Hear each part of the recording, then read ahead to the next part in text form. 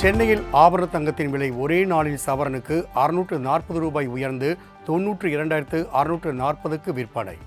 காலையில் சவரனுக்கு 200 ரூபாய் உயர்ந்த நிலையில் பிற்பகலில் 440 ரூபாய் அதிகரித்ததால் பொதுமக்கள் அதிர்ச்சி.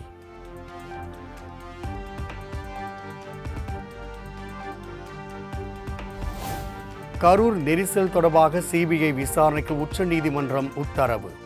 ஓய்வு பெற்ற நீதிபதி அஜய் ரஸ்தோகி தலைமையில் 3 பேர் கொண்ட விசாரணை குழுவையும் அமைத்து ஆணை.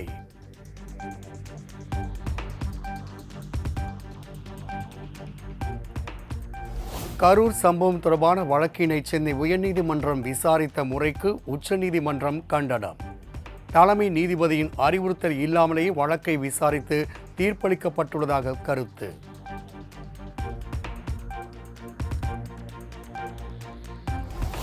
கரூர் துயர சம்பவம் தொடர்பாக மோசடியாக மனு தாக்கல் செய்திருந்தால் சம்பந்தப்பட்டவர்கள் சிறை செல்ல வாய்ப்பு.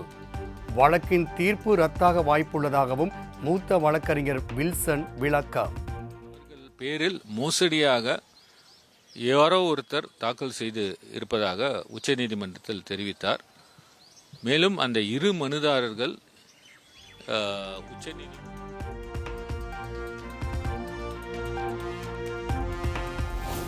சிபிஐ விசாரணையை நாங்கள் எப்போதும் ஏற்பதில்லை, அது மாநில உரிமை தன்னாட்சிக்கு எதிரானது என நத்தக ஒருங்கிணைப்பாளர் சீமான் பேட்டி. தமிழக காவல்துறை விசாரணையில் என்ன குறை என்றும் கேள்வி. விசாரணைங்கிறது நாங்கள் எப்போதுமே அதை ஏற்கிறது இல்லை. ஏன்னா அது ஒரு மாநில உரிமைக்கு மாநில தன்னாட்சிக்கு எதிரானது, ஒரு அவமதிப்பாக நான் பார்ப்பேன் எப்போவுமே. இப்போ எங்களுடைய காவல்துறை விசாரணையில் என்ன குறை? இப்போ நம்ம அரசு தோல்வியை ஒத்துக்கொள்ளுதா? இல்லை இந்த மாநிலத்தில் எல்லாமே நீங்கள் மாநில உரிமை பேசிட்டு இப்போ சிபிஐயில் இருக்கிற அதிகாரிகளுக்கு 2-3 மூளை இருக்கா? அப்படி ஒன்றும் இல்லைல்ல. இப்போ இத்தனை ஆண்டுகளில் சிபிஐ விசாரித்து நிரூபித்த ஒரு பெரிய இது ஏதாவது ஒரு வழக்கு இதை நியாயத்தை பெற்றுக் கொடுத்துச்சு? அப்படி ஏதாவது சொல்லுங்கள் பார்ப்போம்.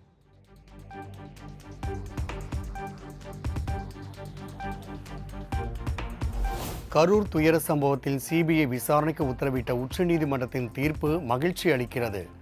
41 பேர் பலியான சம்பவத்தில் யாராக இருந்தாலும் பாராபட்சமின்றி நடவடிக்கை தேவை எனவும் அண்ணாமலை வலியுறுத்த. உள்ள இருந்திருக்கிறாங்க, யார் தவறு செய்திருக்கின்றாங்க, சம்பந்தப்பட்ட அதிகாரியாக இருந்தால் நடவடிக்கை எடுக்கணும். சம்பந்தப்பட்ட அரசியல் கட்சி யார் சார்ந்தவர்களாக இருந்தாலும் நடவடிக்கை எடுக்கணும். அதில் ஆளும் கட்சி எதிர்கட்சி என்பது முக்கியம் இல்லை. அதனால் நிச்சயமாக நீதி வெல்லும் என்கிற நம்பி இருக்கு.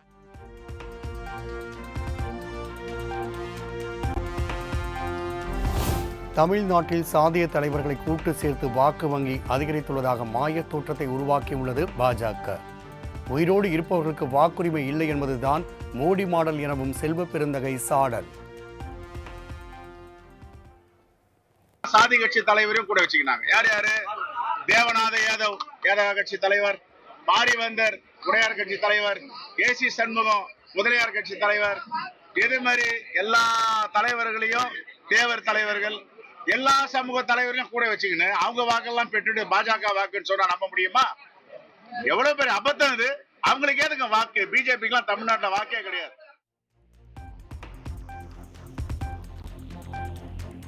நடப்பு கல்வியாண்டு முதல் 11ஆம் வகுப்பு மாணவர்களுக்கு பொதுத் தேர்வு ரத்து. கடந்த ஆகஸ்ட் மாதம் அறிவிப்பு வெளியான நிலையில் அரசாணை பிறப்பித்தது தமிழ்நாடு அரசு.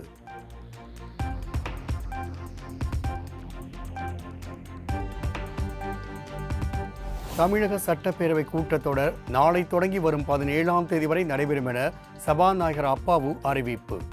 கரூர் துயர சம்பவம் தொடர்பாக சட்டப்பேரவையில் நாளை இரங்கல் தீர்மானம் நிறைவேற்றப்படும் என்றும் பேட்டி.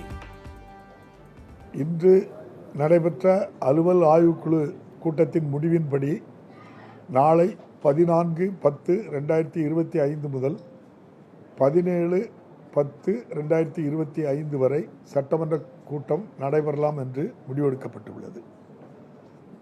நாளை காலை சட்டமன்ற கூட்டத்தொடரானது காலை 9:30 மணிக்கு கூடி மறைந்த முன்னாள் 8 சட்டமன்ற உறுப்பினர்கள் இரங்கல் குறிப்புகள் வாசிக்கப்படும்.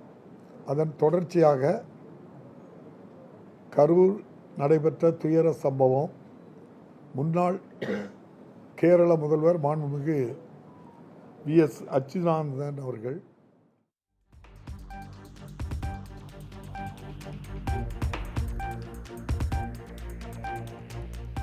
பாமக கொறடா சட்டமன்ற குழு தலைவர் உள்ளிட்ட பதவிகள் தொடர்பாக அளிக்கப்பட்ட மனுக்கள் பரிசீலனையில் உள்ளதாக சபாநாயகர் அப்பாவு விளக்கம்.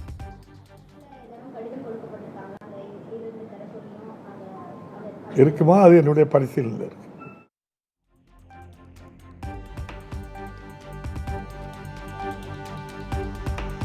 ஸ்ரீபெரும்புதூரில் உள்ள ஸ்ரீசன் பார்மா மருந்து நிறுவனத்தில் நீடிக்கும் அமலாக்கத்துறை சோதனை. உரிமையாளர் ரங்கநாதனை சுங்குவார் சத்திரம் அழைத்து வந்து மத்திய பிரதேச காவல்துறையினர் விசாரணை.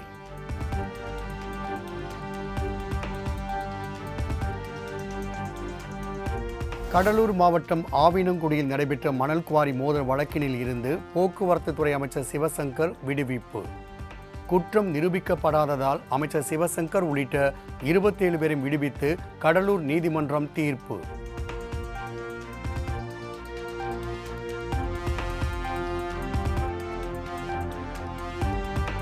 திருவண்ணாமலை மாவட்டம் அரையாளம் பகுதியில் பெய்த தொடர் கனமழையினால் வீடு இடிந்து சேதம். முதியவர் உயிரிழந்த நிலையில் 2 சிறுவர்கள் காயங்களுடன் மருத்துவமனையில் அனுமதி.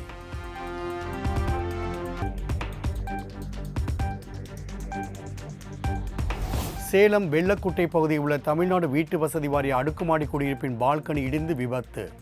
காயமடைந்த 2 சிறுவர்கள் மீட்கப்பட்டு மருத்துவமனையில் அனுமதி.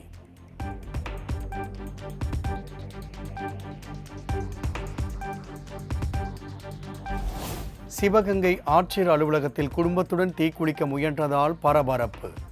காவல்துறை பொய் வழக்கு பதிந்து துன்புறுத்துவதாக பாதிக்கப்பட்டவர் குற்றச்சாட்டு.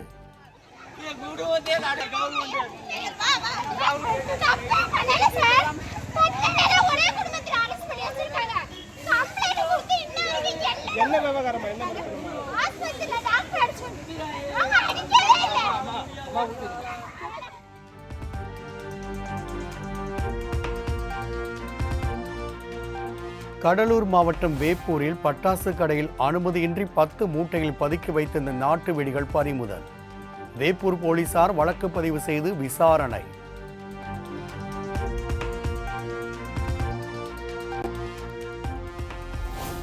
சேலம் திருச்சி மாவட்ட ஆட்சியர் அலுவலகத்திற்கு வெடிகுண்டு மிரட்டல். மோப்பநாய் உதவியுடன் வெடிகுண்டு நிபுணர்கள் தீவிர சோதனை.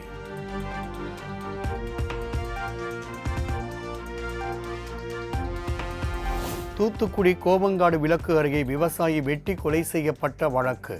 சிறையில் ஸ்கெட்ச் போட்டு பெரியப்பாவை தீர்த்து கட்டிய அண்ணன் மகன் உட்பட 4 பேர் கைது.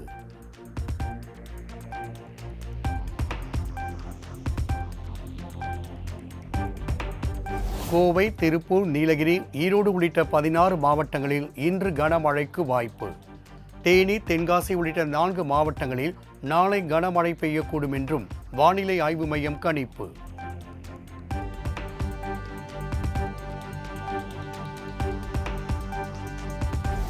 ஏற்காடு மலைப்பாதையில் ஏற்பட்ட நிலச்சரிவால் போக்குவரத்து பாதிப்பு. சாலை ஓரத்தில் விழுந்த பாறையை அப்புறப்படுத்தும் பணியில் நெடுஞ்சாலைத்துறையினர் தீவிரம்.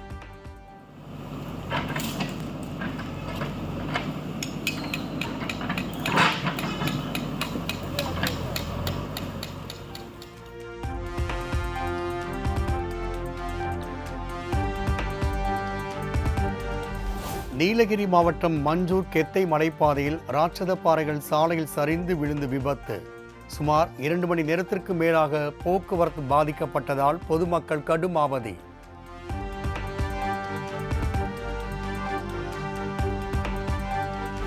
உதகை எமரால்டு அணையில் இருந்து வினாடிக்கு 1000 கன அடி தண்ணீர் திறப்பு. கரையோர மக்கள் பாதுகாப்புடன் இருக்க மாவட்ட நிர்வாகம் அறிவுறுத்தல்.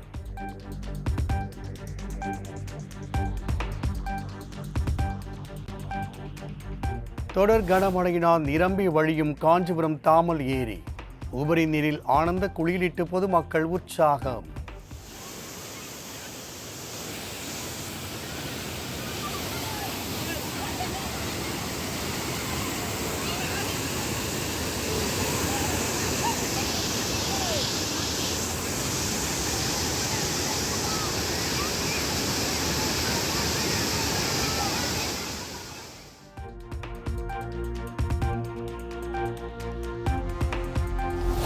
வேலூர் தொரப்பாடி ஏரி நிரம்பி தண்ணீர் குடியிருப்பு பகுதிகளுக்குள் ஆறு போல் ஓடுகிறது. வீடுகளில் தண்ணீர் புகுந்ததால் பொதுமக்கள் பாதிப்பு.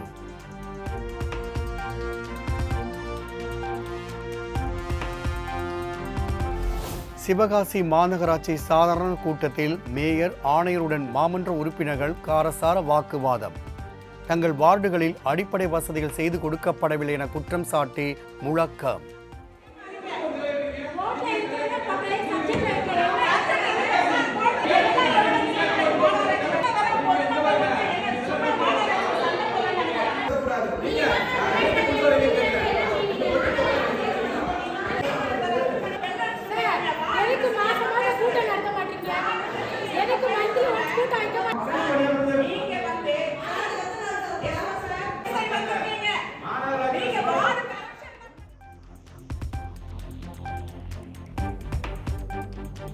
கோவில்பட்டி அருகே வீட்டிற்குள் சடலமாக கிடந்த தம்பதி.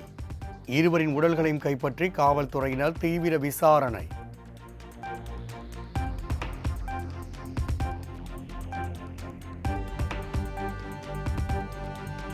மயிலாடுதுறையில் மக்கள் குறைதீர் கூட்டத்திற்கு வந்த பெண் மண்ணெண்ணெய் ஊற்றி தீக்குளிப்பு. செய்தி சேகரிக்க அனுமதிக்க மறுத்து செய்தியாளர்களுடன் போலீசார் வாக்குவாதம்.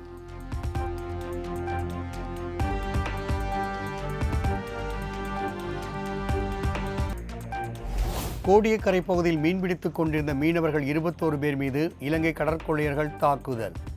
4 லட்சம் ரூபாய் மதிப்பிலான மீன்பிடி உபகரணங்களையும் பறித்துச் சென்ற கடற்கொள்ளையர்கள்.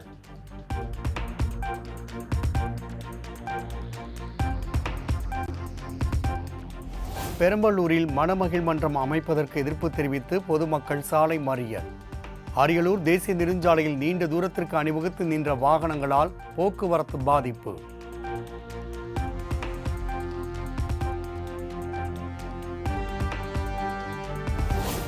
மயிலாடுதுறை நகரின் பாதாள சாக்கடை கழிவுநீர் சத்தியவாணன் வாய்க்காலில் திறந்துவிடப்படுவதால் சுகாதார சீர்கேடு. அதிகாரிகள் நடவடிக்கை கண்டித்து பொதுமக்கள் மற்றும் மாணவ மாணவிகள் சாலை மறியல்.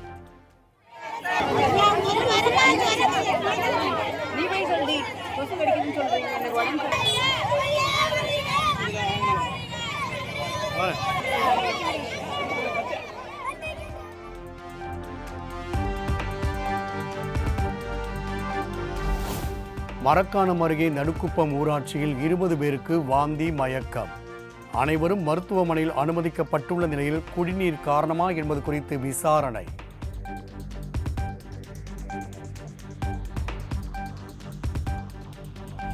மதுரையில் கஞ்சா போதையில் அரிவாளுடன் சென்று கார், பைக், கடைகளை உடைத்து ரகளை. ரவுடி கும்பலை சேர்ந்து 5 பேரை கைது செய்து சிறையில் அடைத்த போலீசார்.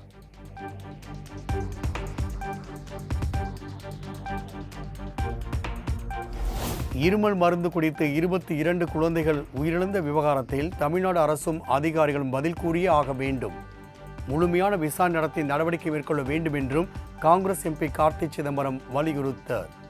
விசாரணை மூலமாக கண்டுபிடிக்கணும். அது தமிழ்நாட்டிலேருந்து வந்திருந்ததுன்னா அதற்காக இங்கே இருக்கிற அரசாங்கமும் அதற்கு துறை அதிகாரிகளும் கண்டிப்பாக பதில் சொல்லித்தான் ஆகணும். எப்படி அந்த குவாலிட்டி டெஸ்ட் எப்படி பாஸ் ஆச்சு, ஏன் அப்படி குவாலிட்டி டெஸ்ட் பண்ணாங்களா, அப்படி பண்ணவங்களை யார் பண்ணாங்க, இல்லைனா பண்ணி பாஸ் ஆச்சா இல்லைனா பண்ணவே இல்லையான்றதெல்லாம் தெரிஞ்சுதான் ஆகணும். ஏன்னா 22 குழந்தைகள் எந்த பகுதியில் இறந்துருந்தாலும் அதை லைட்டாக எடுத்துக்க முடியாது.